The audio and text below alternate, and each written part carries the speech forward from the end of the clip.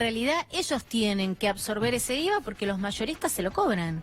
Así es, el descuento del impuesto al valor agregado es una de las varias medidas que se implementaron después de aquel lunes donde se produjo una disparada del dólar, que en función de un modelo económico vigente que no prevé ningún tipo de regulación al respecto, el Estado no interviene con ninguna herramienta de política económica para desacoplar el precio del mercado interno del precio del mercado exterior, se generó un traslado prácticamente automático al precio de góndola. Para intentar combatir esa situación, para que el consumidor pueda pagar menos los productos de primera necesidad, son 13 artículos los que están incluidos, un decreto del Poder Ejecutivo prevé que el último eslabón de la cadena no cobre el IVA. Sí. Esto significa una situación de altísima gravedad para el grueso de los comerciantes. Mira, el 40% de la venta de los productos de la canasta básica está en cabeza de negocios intermedios, pequeños, llámese autoservicios, almacenes, que en su mayoría son monotributistas. En principio, esa categoría no tiene forma de no trasladar el IVA porque no está discriminado. Y para los que somos responsables inscriptos, implica lisa y llanamente pagar el IVA a nuestro proveedor y no poder cobrarlo al consumidor de acuerdo a los términos del decreto. Lo termina absorbiendo, con lo cual lo que se pretende que esta medida de supuesto alivio, digo supuesto porque primero los precios aumentaron en un promedio según los rubros de un 15, 20 o 25%.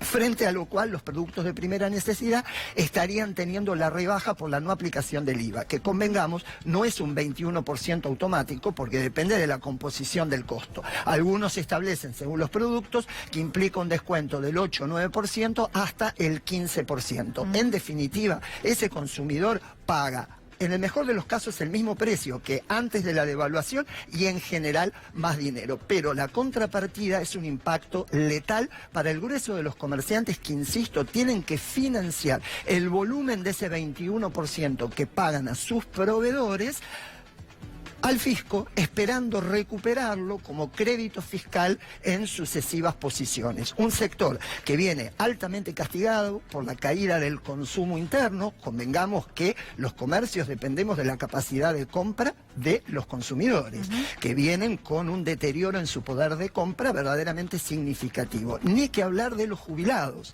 Mar del Plata es una plaza con mucha población de la tercera edad, en donde no ha habido ninguna medida que los haya tenido en cuenta. Según el ajuste previsto para las jubilaciones a lo largo del año, se estima que van a tener un aumento promedio acumulado del 51%. Ya se está planteando todas las consultoras, toda la información pública, que la inflación no va a bajar del 55%. Ya estamos teniendo ahí una pérdida de poder adquisitivo, teniendo en cuenta que esos jubilados venían con un arrastre de pérdida de cerca del 20% durante el año 2018. Las ventas están alicaídas. Nosotros creemos que en este momento de gran inestabilidad, de verdadera recesión en el país, tendríamos que estar hablando de otras cosas. Tendríamos que estar reconfigurando el esquema tarifario. Tendríamos que avanzar en la desdolarización de las tarifas para impedir que cuando se dispara el dólar automáticamente aumenten las tarifas, más allá que nos demoren en el tiempo con finalidades claramente electorales, no podemos ver de otra manera, su incremento en las boletas. Y tendríamos también que estar hablando por parte del gobierno de la regulación del mercado de capitales para evitar que por una puerta giratoria se nos sigan yendo divisas por la canaleta financiera. Nosotros como pymes queremos hablar de esas cosas, nosotros queremos construir futuro, nosotros queremos mejorar nuestra competitividad, no de la mano de la precarización de nuestros trabajadores, sino por la incorporación del desarrollo tecnológico. Nosotros estamos convencidos que somos parte del futuro y sabemos que sin pymes no hay futuro. Tenemos mucho para aportar y somos, en definitiva, los únicos que derramamos valor en nuestras localías, porque lo conocemos. El dinero generado por la utilidad de las pymes no se fuga, queda en las localidades. ¿Cuáles son los rubros donde más se ve la merma en el consumo dentro de los supermercados? Bueno, en general, todos aquellos que podemos considerar superfluos, que no forman parte de la canasta básica, han caído estrepitosamente. Hablar de palmitos, de champiñón, de frutas o verduras enlatadas, hoy por hoy parece un lujo. Hay una gran resistencia por parte del consumidor a ir a la segunda o la tercera marca. A veces prefiere consumir menos, pero de la primera marca. Evidentemente es una cuestión cultural, pero que progresivamente va mutando precisamente por la falta de disponibilidad. En general, el cliente va con el mismo dinero al mostrador y se lleva menos. Esto, en definitiva, es recogido por la información pública. Si uno googlea y entra en la página del INDEC, uno de los primeros gráficos que aparece, esto lo pueden hacer nuestros oyentes ahora mismo, es la caída en unidades físicas de la venta de supermercados. Cerca del 13% si comparamos el día de hoy con respecto a lo que sucedía un año atrás. Me parece que es una muestra palmaria del derrumbe del consumo que impacta nocivamente en nuestras micro, pequeñas y medianas empresas que dependemos precisamente de esa capacidad de compra que hoy está herida y que estas medidas no han logrado revertir, porque los aumentos tuvieron lugar en primera instancia y porque pretenden ser alivios que en la práctica no lo son, porque ni siquiera son, como dijeron algunos, anabólicos para impulsar el músculo del consumo, un consumo y un mercado interno que ya está deteriorado. Y el tema del IVA me parece que es una gran demostración de lo que puede ser un verdadero mamarracho fiscal que termina complicando la vida de las pymes que lo tienen que implementar y que en definitiva no resuelve los problemas de la gente. A partir de esta medida, el ciudadano y ciudadana de la Argentina no va a estar mejor, no va a lograr recomponer su capacidad de compra. Con lo cual me parece, insisto, que tenemos que estar hablando de otras cuestiones que nos puedan poner en clave de producción y de trabajo. Eso es lo que queremos las pymes, aportar a nuestro país, ser protagonistas de un cambio para bien que realmente ponga de nuevo la rueda y el motor de la industria al servicio de la gente. Gracias, Gustavo. A ustedes. Muy amable. Ayer en Hagan Algo estuvo Marco Labaña, el referente económico de Consenso Federal. Estuvo reunido con el nuevo ministro de Economía y esto es lo que contó. Nosotros cuando estuvimos con el ministro Lacunza hace pocos días, le llevamos algunas propuestas justamente para tratar de calmar un poco la situación. ¿Por ejemplo? Nosotros creemos que hoy es un momento para hacer un programa de recompra de deudas, que lo podrías estar haciendo con los DEC. Los DEC es la moneda del Fondo Monetario. Esos son unos 7.000 millones, 7.500 millones que hay ahí parados, que se usan generalmente como una especie de garantía. Bueno, esto se podría negociar con el fondo para que te permita utilizar esos DEC para hacerte un programa de recompras. ¿Por qué esto? Porque te permite evitar que los bonos sigan cayendo, que eso te permita lo que ustedes mostraban antes, que los bancos después, porque como no tienen la garantía, saquen, te permite llevar más tranquilidad, te permite rescatar deuda mucho más barata. Claro. Hay varias... ¿Y cuál fue la respuesta? Que lo iban a analizar. El tema es que todos sabemos que el acuerdo hay que renegociarlo, con lo cual, ¿qué es lo que vas a firmar? El mismo acuerdo que sabés que dentro de 3 meses lo vas a negociar, que es una firma por firmar un papelito que sabés que al otro día no sirve. Claro. Digo, es imposible que Argentina pueda afrontar en los próximos 4 años 55.000 millones de dólares que se le debe al fondo. Sobre todo, no tanto el año próximo, sino el 2021, 2022, es donde tenés desembolsos muy grandes. Digo, tenés que renegociarlo.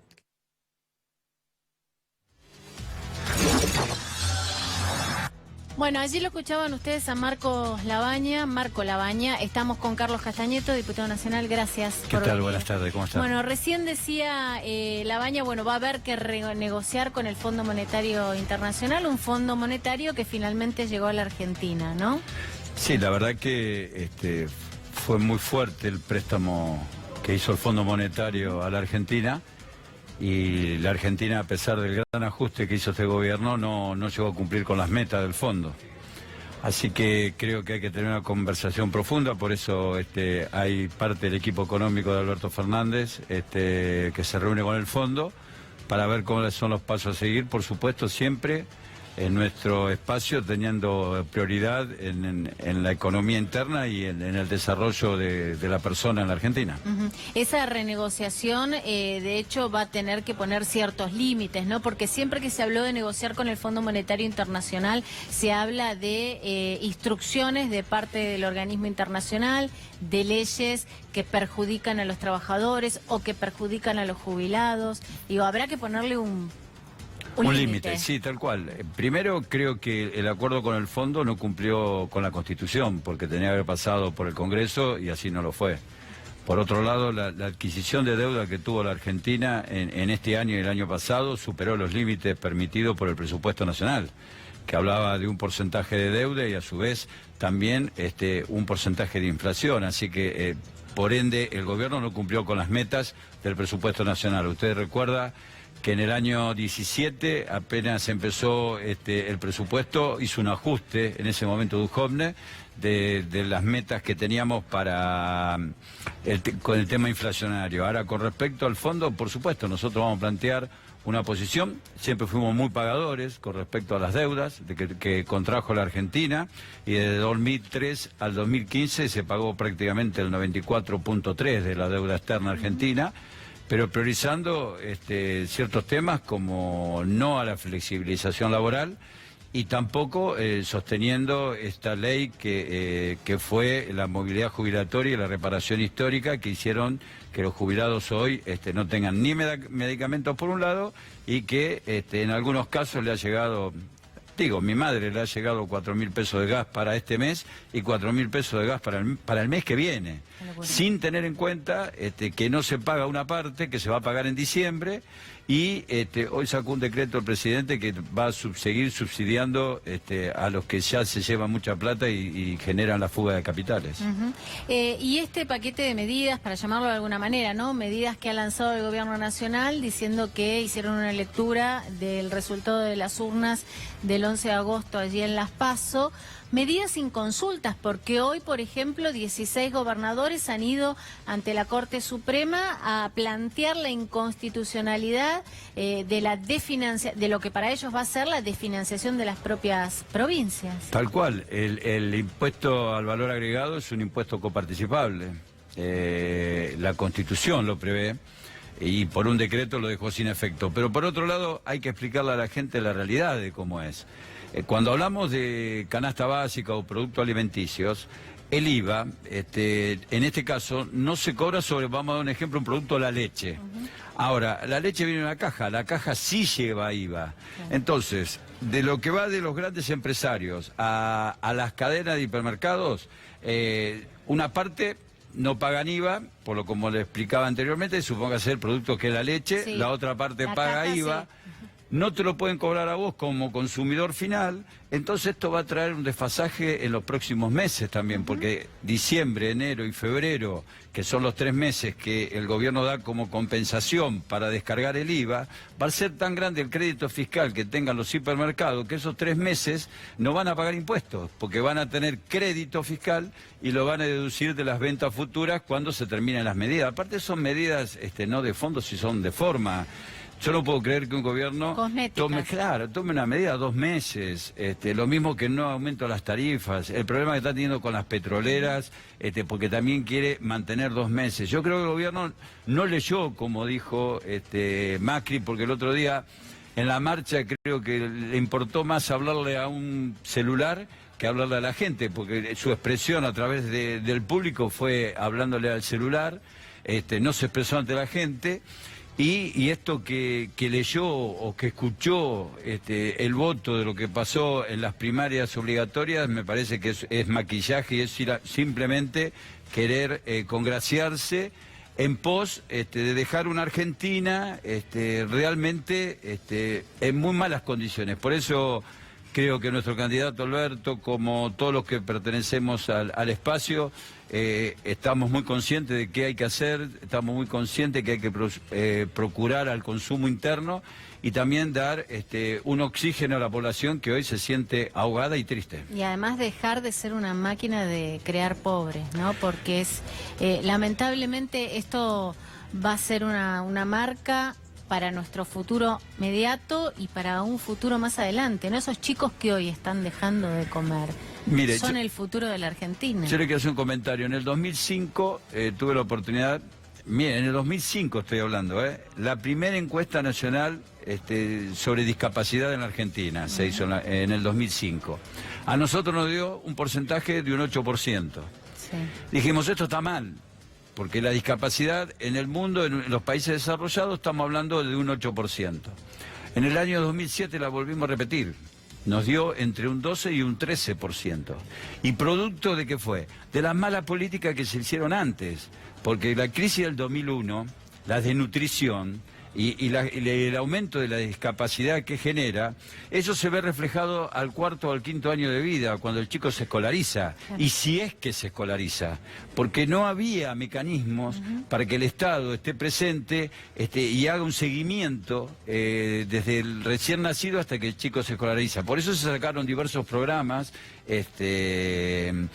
para que haya control periódico obligatorio de la niñez hasta que el chico se escolarice. Y después, bueno, vinieron las 19 vacunas que hicieron que el índice de discapacidad en Argentina disminuyera, pero estas secuelas se pagan en el presente y en el futuro. Como colega le pregunto qué piensa de los dichos de Elisa Carrió, ¿no? Que habla de fraude, acusa ahora también a Durán Barba, quiere que se vaya lejos. Digo, ¿le hace bien o le hace mal al espacio de Juntos por el Cambio? Yo creo que, no me voy a detener mucho en hablar de Carrió, pero creo que le hace mal a la política. Porque cuando Carrió dice, como por ejemplo dice que nos van a sacar muertos de Olivos, es una frase muy desatinada. Porque mismo la movilización del otro día, cuando se convoca y se habla de la República y de la institucionalidad, nosotros respetamos más que nadie la República. Y quiero que cualquier persona que vive en este territorio, nosotros queremos que el gobierno termine su mandato y que si seguimos así, nosotros asumimos el próximo mandato, sea en forma normal y queremos que el gobierno tome las cosas como las tiene que tomar. Los dichos de Elisa Carrió, bueno, pero volvemos a lo anterior. Si el presidente sacó el IVA de un plumazo, usaron el centro de convención en fuera de la campaña para una campaña política, porque en definitiva ellos están violando la ley electoral, porque hasta el 7 del mes que viene no hay campaña electoral. Y el gobierno sigue estando en campaña en lugar de ponerse en el lugar de las personas que están sufriendo. Por eso creo que Elisa Carrió le hace mal a la política. El personaje que generó Elisa Carrió en su momento a lo mejor le dio buen resultado electoral, porque sacó un porcentaje muy elevado en las anteriores elecciones, pero en una situación crítica, difícil y triste que está pasando la Argentina, me parece que los dichos de Carrió no ayudan para nada a una democracia seria y responsable como tenemos que tener en los próximos años, porque la situación es difícil, nosotros sabemos cómo llevarla a cabo, cómo salir de esta situación, pero que todos los que hacemos política tenemos que estar muy serios y muy responsables. No tomar a la gente como risa, no tomar a la gente como que, perdónenme, la ignorante, que la gente no entiende, y creo que la gente en los votos demostró que está muy capacitada y está muy formada políticamente para buscar a los y las candidatas que conduzcan el destino del país. Gracias, Carlos. No, gracias a vos. Muy amable.